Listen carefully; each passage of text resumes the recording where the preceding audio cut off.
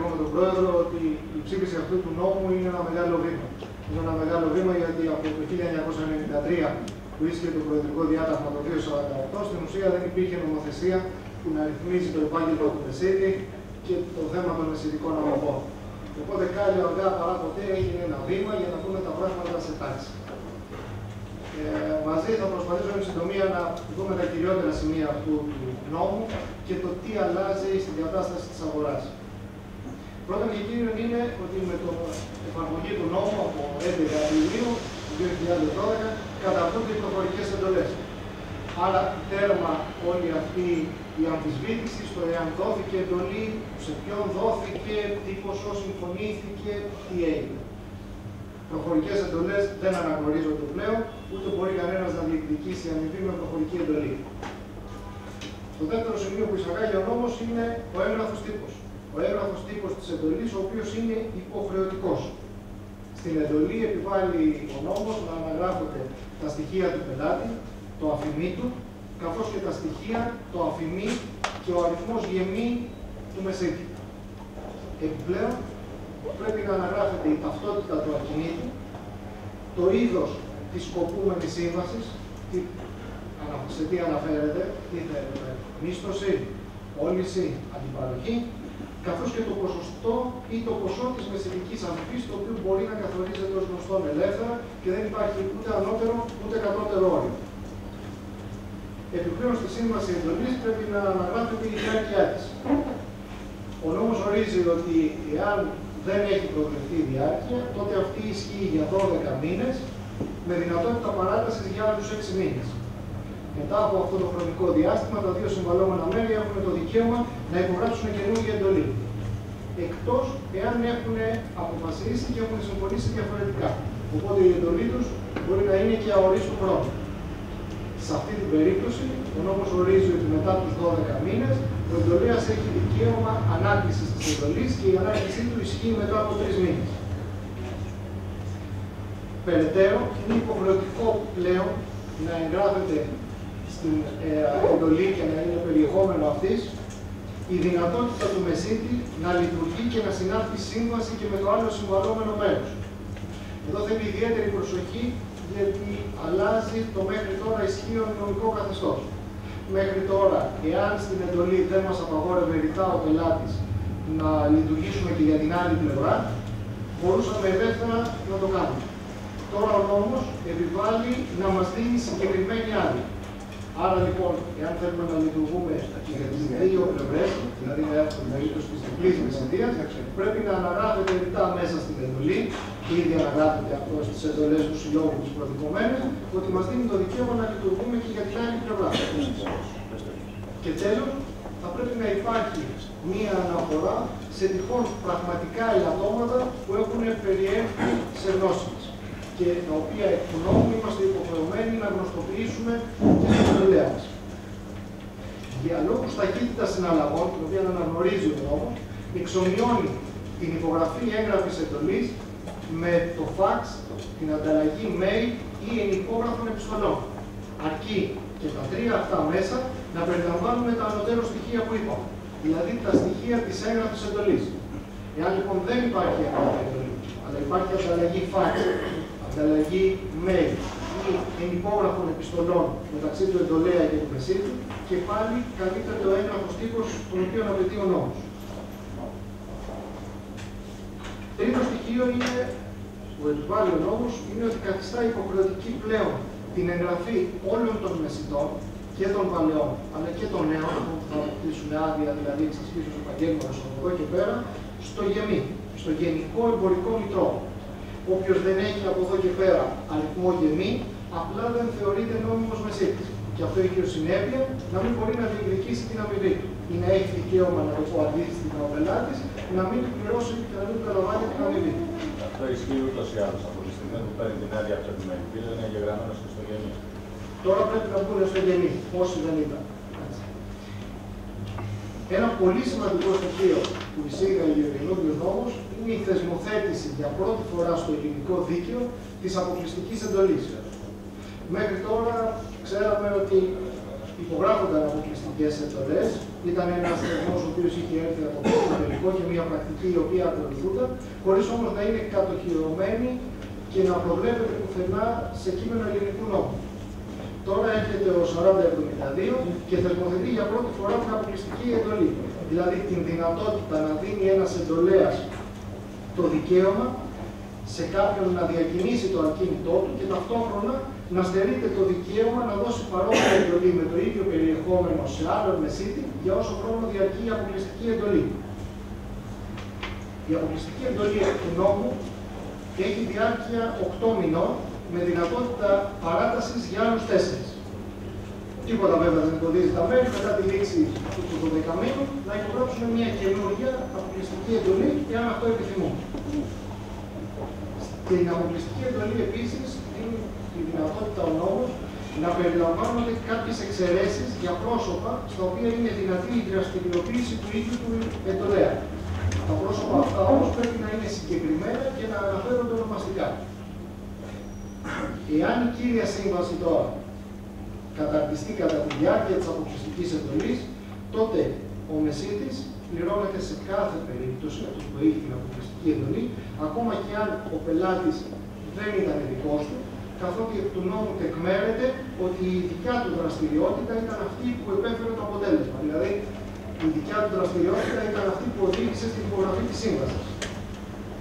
Εάν πάλι πουλήθηκε σε κάποια από τα πρόσωπα που καταγράφονται μέσα στην αποκλειστική εντολή και τα οποία έχουν εξαιρεθεί, δηλαδή να πάμε και τη στιγμή που υπογράφει η αποκλειστική εντολή, να μας πει ο εντολέας μας, ξέρετε κύριε, ήδη συζητώ με αυτούς τους δύο πελάτες. Άρα, εάν κλείσει με αυτούς, δεν είναι δική σας. Εάν λοιπόν λέει ο νόμος, κλειστή συμφωνία με κάποια από τα πρόσωπα που εξαιρέθηκαν, τότε ο μεσίτης, αυτός που έχει την αποκλειστική εντολή πάλι, δικαιούται να λάβει το 1/3 της αμοιβής που έχει συμφωνήσει, καθώς και τα έξοδά του, τα οποία όλα μαζί, δηλαδή 1/3 αμοιβής συν έξοδα, δεν μπορούν να υπερβαίνουν το μισό της συμφωνηθής της αμοιβής. Άρα, πληρώνεται και σε αυτή την περίπτωση, αλλά κατά τι λιγότερο, δηλαδή μέχρι το ίμιση της αμοιβής την οποία έχει συμφωνήσει. Εάν πάλι η σύμβαση καταρτίστηκε 1 τρίμηνο μετά την λήξη της αποκλειστικής εντολής, τότε και πάλι έχει δικαίωμα ο μεσίτης που είχε την αποκλειστική εντολή και η οποία έληξε να αμοιβθεί, εφόσον αποδείξει ότι με τις ενέργειές του οδηγήθηκαν τα μέλη σε αυτό το αποτέλεσμα. Περαιτέρω, ο νόμος επιχειρεί να καθορίσει και να θέσει και ένα πλαίσιο για το πότε οφείλεται και σε ποιον οφείλεται η αμοιβή η μεσητική, στην περίπτωση της απλής φυσικά έγγραφης εντολής, γιατί όπως πούμε η προφορική πλέον δεν υπάρχει. Για να αμοιβθεί λοιπόν ο μεσίτης, πρέπει είτε να έχει υποδείξει την ευκαιρία σύνοψης της σύμβασης, ανεξάρτητα από το είδος της, και αυτό είναι πολύ σημαντικό, γιατί μπορεί να έχουν ξεκινήσει τα δύο μέρη για να υπογράψουν σύμβαση μίσθωσης και τελικά να καταλήξουν σε αγοραπολισία, τότε θεωρείται ότι η μεσητική δραστηριότητα είναι αυτή που οδήγησε στο τελικό αποτέλεσμα, άρα ασχέτως του εάν γράφτηκε μίσθωση στην αρχή, στο έντυπο που συμπληρώσαμε της εντολής και τελικά έγινε αγοραπολισία, τότε και πάλι πρέπει να αμοιβθεί. Πώς θα αμοιβθεί? Τότε θα αμοιβθεί με βάση τις διατάξεις του αστικού κώδικα, οι οποίοι εξακολουθούν να ισχύουν και ορίζουν ότι σε αυτές τις περιπτώσεις, όταν δεν έχει συμφωνηθεί η αμοιβή, πηγαίνει η συνηθισμένη αμοιβή. Άρα λοιπόν, εάν έχει συμφωνηθεί μίσθωση και οδηγηθούμε σε αγοραπολισία, η συνηθισμένη αμοιβή μέχρι σήμερα, που αναγνωρίζουν τα δικαστήρια, είναι το 2%. Και αντίστοιχα, εάν έχει αναγραφεί στην εντολή ότι τα δύο μέρη πηγαίνουν για αγοραπολισία και τελικά καταλήξουν σε μίσθωση και φτάσουν στα δικαστήρια, τα δικαστήρια μέχρι τώρα θεωρούν ως συνηθισμένη αμοιβή το ένα μίσθο, το ένα ενίκιο. Η δεύτερη περίπτωση για να αμοιβθεί είναι αν αποδειχθεί ότι έχει μεσολαβήσει ο ίδιος για τη σύναψή της.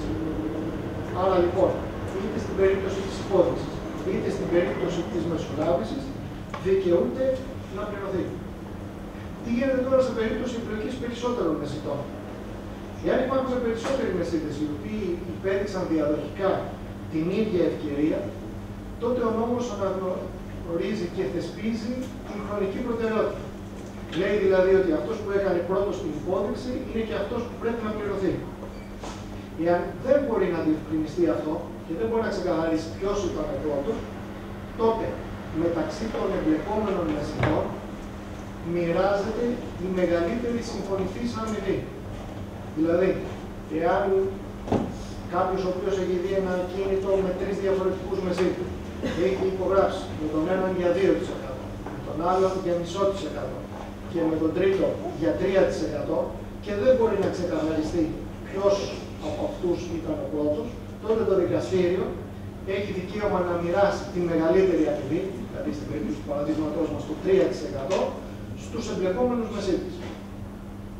Εάν πάλι υπάρχει περίπτωση διαμεσητικής εντολής, δηλαδή περισσότεροι μεσίτες συνεργάζονται για την ίδια αγοραπολισία, τότε ο εντολέας έχει υποχρέωση να πληρώσει μόνο τον ένα και οι άλλοι, εάν δεν πληρωθούν, έχουν δικαίωμα να στραφούν κατά αυτού του μεσίτη και να διεκδικήσουν το ποσοστό το οποίο έχουν συμφωνήσει μαζί του.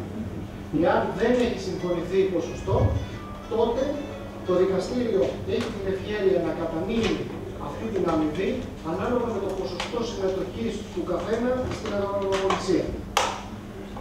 Ειδικά διευκρινίζεται και αυτό για πρώτη φορά και πάλι ότι στην αντιπαροχή οφείλεται η συμφωνηθής αμοιβή κατά την υπογραφή του εργολαβικού προσυμφώνου.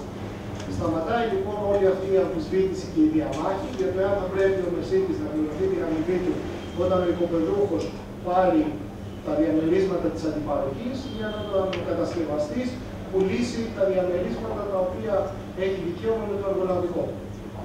Εκτός λοιπόν της περιπτώσεως αντίθετης συμφωνίας, ο νόμος ορίζει ρητά ότι στην περίπτωση αυτή, στην περίπτωση της αντιπαροχής, ο μεσίτης πρέπει να πληρωθεί κατά την ημερομηνία υπογραφής του εργολαβικού συμβολέου. Σε αντίθετη περίπτωση, έχει δικαίωμα να προσφύγει στο δικαστήριο και να τα ζητήσει εντόπως με τον νόμιμο τόπο ημερομηνίας από την ημερομηνία υπογραφής του συμβολέου.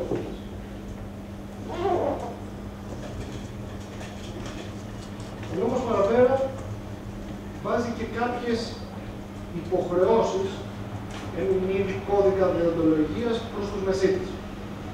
Οι υποχρεώσεις αυτές είναι οι εξής.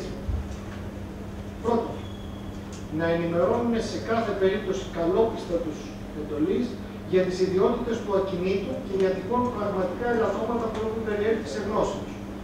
Στο σημείο αυτό να επισημάνω ότι σε προηγούμενο προσχέδιο του νομοσχεδίου αναφέρονταν και τα νομικά ελαττώματα.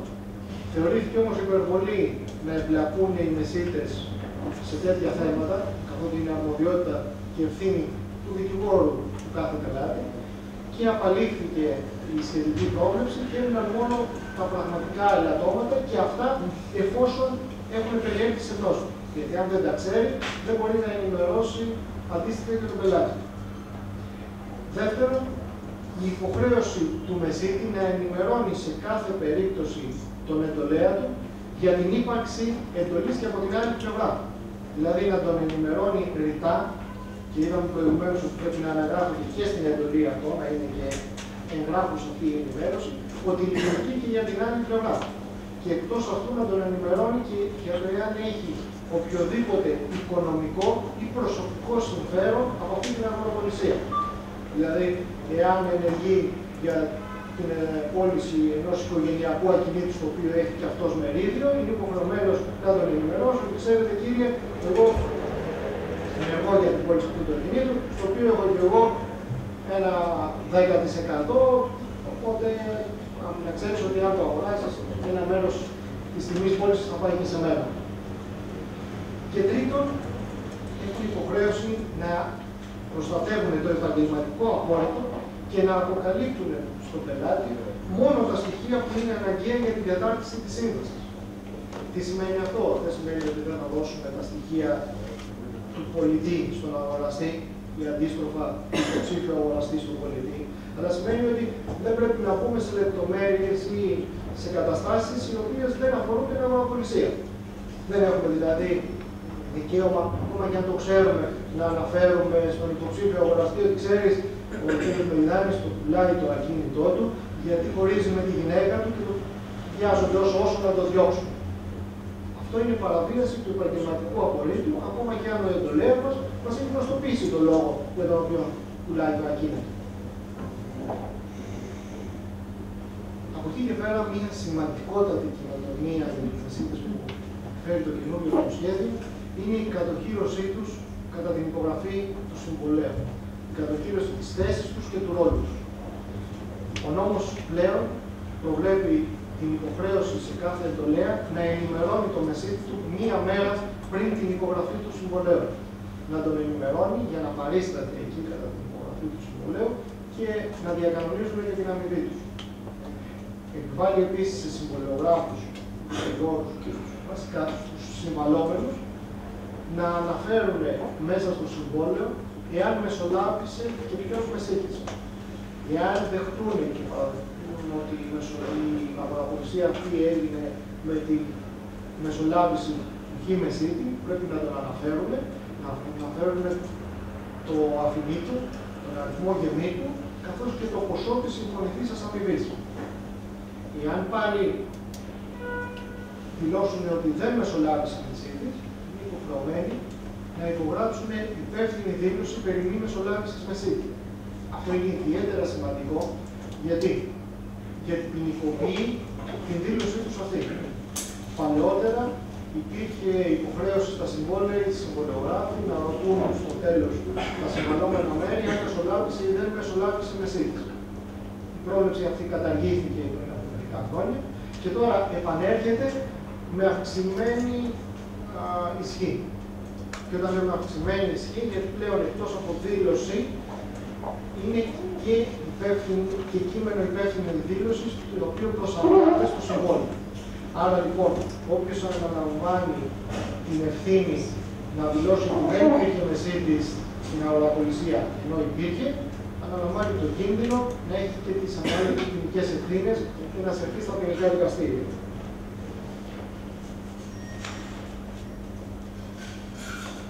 Ένα ακόμα θέμα το οποίο ξεκαθαρίζεται και διασφαλίζεται με το καινούργιο νομοσχέδιο είναι η δράση των παράνομων μεσιτών και των παραμεσιτών. Ξέρετε όλοι ότι αυτό είναι μια μάστιγα για την ελληνική αγορά, καθώς ειδικά όσο ίσχυαν και οι προφορικές εντολές, εμφανίζονταν ο καθένας σαν μεσίτης. Και στο τέλος διεκδικούσε και την αμοιβή. Τώρα πλέον με τον νόμο, τον 40-72, όποιος ενεργεί μεσιτικές πράξεις ή εμφανίζεται ως μεσίτης, ενώ δεν έχει άδεια και δεν είναι εγγεγραμμένος στον τριχιαμή, κινδυνεύει με ποινή φυλάκισης από 6 μήνες μέχρι 2 χρόνια ή με πρόστιμο από 5 έως 30.000 ή και με τα δύο. Δηλαδή και με ποινή φυλάκισης και με πρόστιμο. Είναι μια πρόβλεψη ιδιαίτερα σοβαρή και οι ποινές οι οποίες επιβάλλονται είναι όχι μόνο σοβαρές, αλλά και ιδιαίτερα βαριές. 5.000 μέχρι πόσο παρά? 5 μέχρι 30.000 και από 6 μήνες μέχρι 2 χρόνια. Ή το ένα ή το άλλο ή όλα μαζί. Ή το ένα ή το άλλο ή και τα δύο μαζί. Είναι στην ευκαιρία του δικαστηρίου. Ταυτόχρονα, κανένας πελάτης, κανένας εντολέας δεν έχει υποχρέωση να πληρώσει μεσίτη από τη στιγμή που θα ανακαλύψει ότι δεν είναι νόμιμος μεσίτης. Εάν του εμφανιστεί κάποιος παράνομος μεσίτης και με την βοήθεια ή με τη συνδρομή του ολοκληρωθεί μια αγοραπολισία, μια μεταβίβαση, έχει δικαίωμα εκ του νόμου, εφόσον διαπιστώσει ότι δεν είναι επαγγελματίας μεσίτης, να μην τον πληρώσει, αν του έχει δώσει την αμοιβή να την αναζητήσει πίσω και περαιτέρω έχει και δικαίωμα να τον καταγγείλει στις αρχές και να ζητήσει και την ποινική του δίωξη. Τέλος, ένα τελευταίο θέμα στο οποίο θα ήθελα να αναφερθώ είναι ότι με την ισχύ του καινούργιου νόμου θεσπίζονται και τα πειθαρχικά συμβούλια. Για πρώτη φορά, με απόφαση του Περιφερειάρχη, θεσπίζονται σε κάθε επιμελητήριο ο ορισμός ενός πειθαρχικού συμβουλίου για τους μεσίτες οι οποίοι παραβαίνουν τον νόμο ή με τις ενέργειές τους βλάπτουν την επαγγελματική φήμη του κλάδου των πρεσιτών. Ένα πειθαρχικό συμβούλιο στο οποίο θα προείσταται δικαστής πρωτοδίκης και το οποίο θα επιλαμβάνεται για όλες τις υποθέσεις κακών συναδέλφων ή για όλες τις υποθέσεις παρεκτροπών επαγγελματιών μεσητών. Είναι γι' αυτό ένα πολύ σημαντικό στοιχείο για να μπορέσει να μπει μια τάξη στον κλάδο των μεσητών και να μπορέσει ο καθένας να λειτουργεί μέσα σε ένα σοβαρό επαγγελματικό πλαίσιο, έτσι ώστε να αναβαθμιστεί γενικότερα ο κλάδος. Αυτά είναι τα. Για το Πειθαρχικό Συμβούλιο μας δίνετε κάποιες διευκρινήσεις. Αυτή τη στιγμή θα τα πούμε σε λίγο. Λοιπόν, αυτά από μένα είναι για τα βασικά στοιχεία του νομοσχεδίου και είμαι στη διάθεσή σας αν υπάρχει κάποια απορία. Για την δεοντολογία που θα σας πω και για την δεοντολογία. Η δεοντολογία, ο κώδικας δεοντολογίας συζητήθηκε στο Διοικητικό Συμβούλιο. Ομόφωνα έχει ψηφιστεί. Απλώς τα άρθρα του θα πρέπει κάπως λίγο να τα βελτιώσουμε, λίγο να κάνουμε κάποια συντακτικά, κάποια γραμματικά και κατά τη γνώμη θα πρέπει να τα στείλουμε σε όλους τους συλλόγους της χώρας. Το δεν κάνω ενολογία, θα ήταν σωστό να το ψηφίσει σήμερα η Γενική Συνέλευση, αν είναι ισχυρός. Άρα θα πρέπει να τον έχετε έτοιμα σήμερα κύριε του Διοικητικού Συμβουλίου τόσο καιρό. Ξέρετε, θέλω να ζητήσω συγγνώμη. Έχουμε και μία από τον κύριο Γεωργάκο, δεν θα σας τη διαβάσω όλοι, ένα έχετε το χαιρετισμό και αναφέρονται ότι θα έπρεπε ο κώδικας δεοντολογίας πριν την Γενική Συνέλευση να είχαμε ενημερώσει τα μέλη, οπότε να τα γνωρίζατε και να τα ξέρετε, αλλά δεν είναι και απαραίτητο, ούτε το λέει το καταστατικό της Ομοσπονδίας, ότι ο κώδικας δεοντολογίας πρέπει να ψηφιστεί για τη Γενική Συνέλευση. Βγάλαμε όμως μία απόφαση και είπαμε, αφού ολοκληρωθεί και συνταχθεί και σας σταλεί, μπορούμε κάθε χρόνο κάποια άρθρα ή κάποιες τροποποιήσεις και βελτιώσεις να μπορούμε να τις αλλάζουμε. Δηλαδή, ο κώδικας δεοντολογίας ανάλογα την εποχή, ανάλογα τις συνθήκες και ανάλογα την εφαρμογή του μπορεί να αλλάξει. Έτσι. Ο κώδικας δεοντολογίας σίγουρα είναι ένας κώδικας ηθικής των μεσητών, αλλά δεν καθορίζει, αν θέλετε, 100% τον τρόπο λειτουργίας. Δηλαδή, αν τόσα χρόνια δεν έκαμε κώδικα δεοντολογίας, δεν δουλεύαμε, δεν πέραμε τα μήνυμα μας, δεν την έκαμε. Να δώσω λίγο το λόγο στο Προεδρείο.